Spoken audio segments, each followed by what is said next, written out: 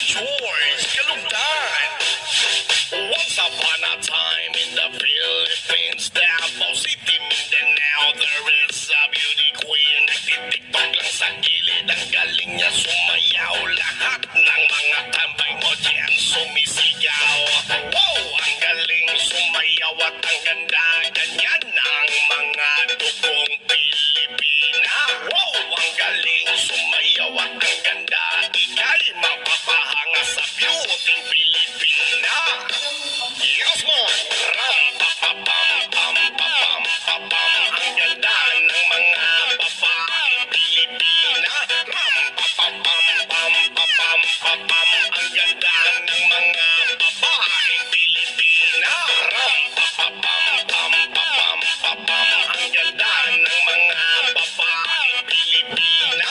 Ram-pa-pa-pam-pam-pam-pam. Ang ganda ng mga babaeng Pilipina. Ang ganda mo, ang beauty mo, ang kinis pa.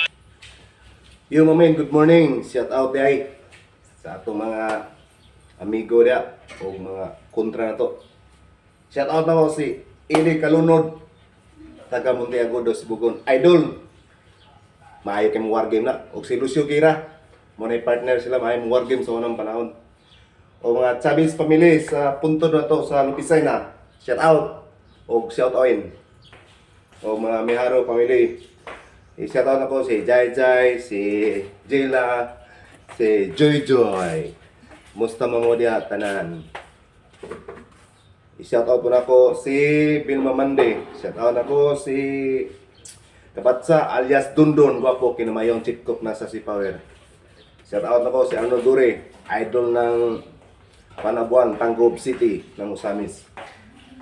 I-shoutout na ko si Chris Entoy ng Mananari ng Emos, Cavite. Shoutout ako si Kaprom na pinakamayong panday dito sa Cavite na alias Albert. Shoutout ako tanan, ako amigo o mga amiga. O good luck na yung tanan.